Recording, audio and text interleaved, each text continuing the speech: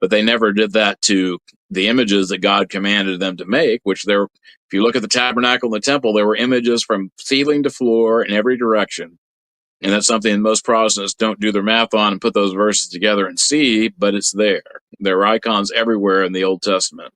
Sanctified Survival says, question, I recently attended my first Orthros and liturgy. I loved it. I struggle, though, with icon veneration. Watched many vids from J. Dyer and Orthodox Shahada.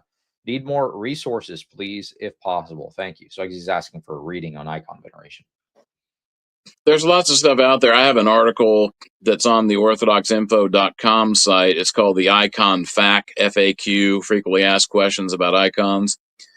And I would recommend reading through that. And one of the key things that I would recommend you read is you're going to see hyperlinked the word kissing in a couple of places. And that hyperlinks to a separate page that first has the definition of the Hebrew word that's usually translated as worship or bow, because it really literally means bow, but it's often translated as worship.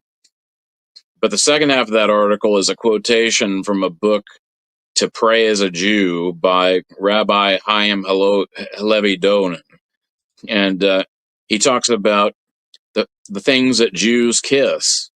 They kiss the mezuzah on their doorposts. They kiss their prayer shawls before they put them on. They kiss their phylacteries before they put them on. They kiss their prayer books. They kiss the Torah scroll before they read them. And so the idea of kissing holy things is something that is a Middle Eastern, Jewish kind of thing that they still do.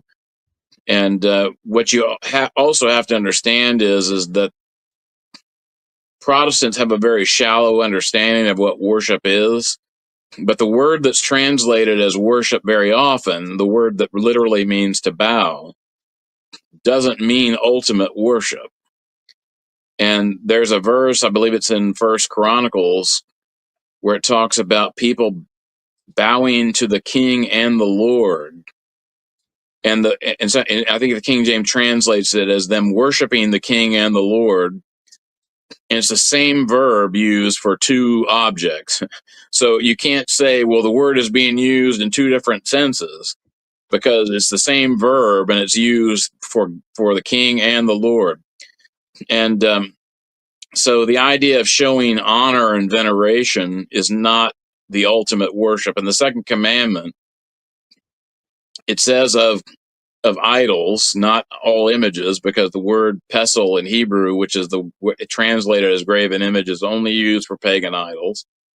But it says you shall not make them, you shall not bow to them, you shall not serve them. Or worship is the way, so the bow part is usually translated. But that does not mean that to bow to anything is idolatry, because there's all kinds of bowing to things that are not God in the scriptures, including the Ark of the Covenant, and which had images on it.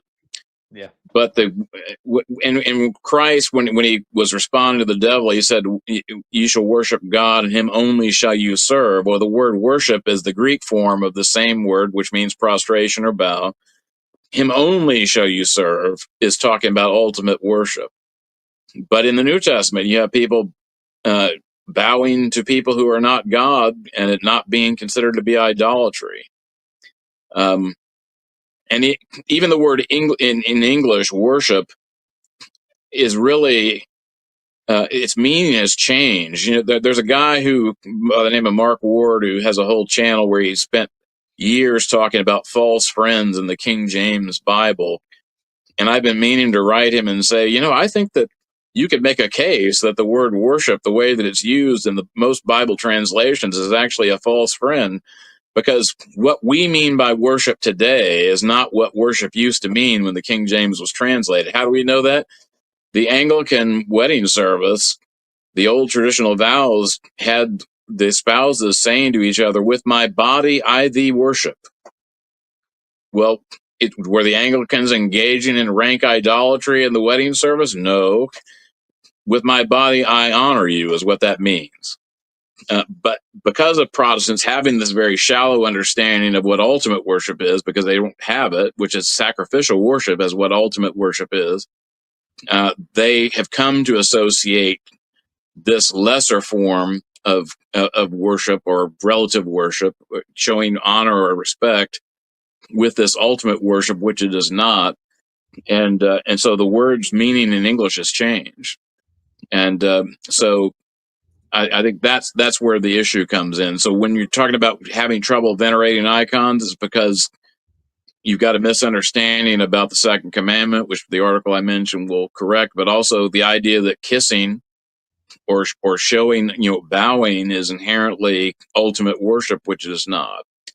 If we were sacrificing, chickens to icons, then you could say we were engaged in idolatry, because we'd be offering to the icon something that we could not offer to something that was not God. And we also are not commanded to do that to God either, of course. But in the Old Testament, they did sacrifice animals to God, but they never did that to the images that God commanded them to make, which if you look at the tabernacle and the temple, there were images from ceiling to floor in every direction.